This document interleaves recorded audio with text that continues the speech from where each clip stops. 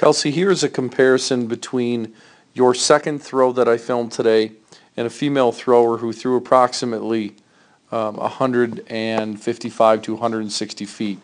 Take a look at it in full speed.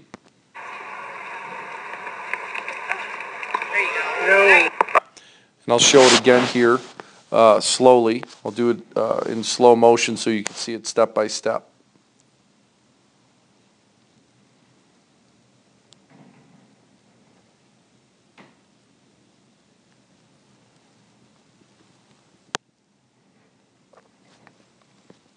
Okay, so let's take a look, the three parts of the throw. The entry into the center of the ring, and the power position. So take a look at on the left.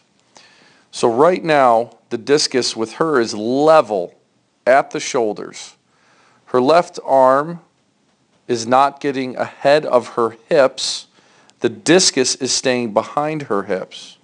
With her feet, her weight is all on the left side, and look at her right leg. It's like she's riding a horse all the way around. So look at her positioning here.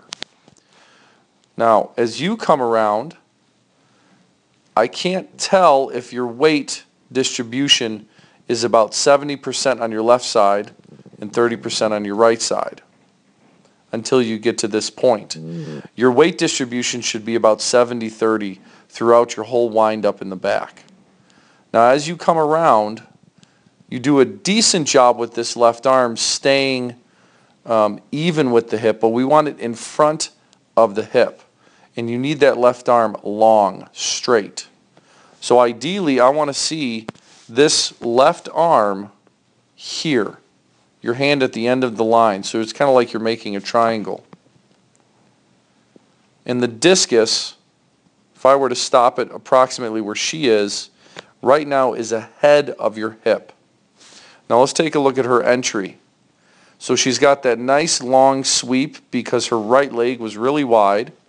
She lands in the center of the ring nice and soft, and she starts to flip her hips. She's turning her hips like we've tried to work on. But when she lands very soft, almost like she's on a sheet of ice.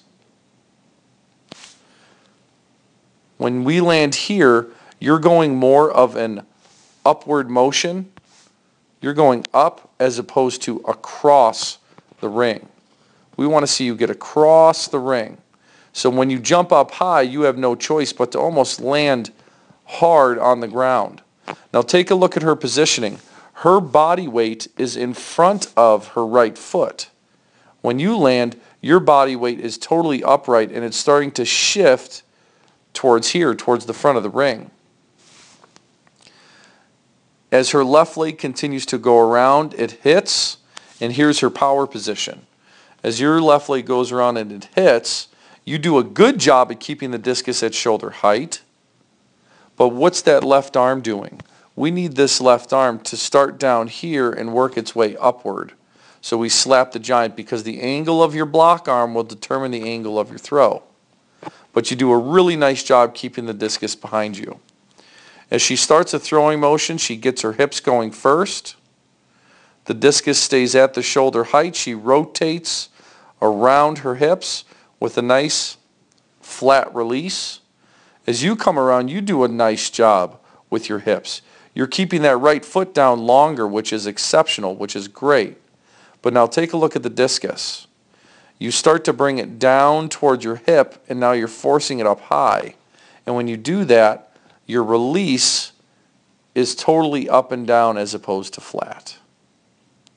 I know that there's a lot to work there, but this will be a nice opportunity for you to compare your technique to someone else's.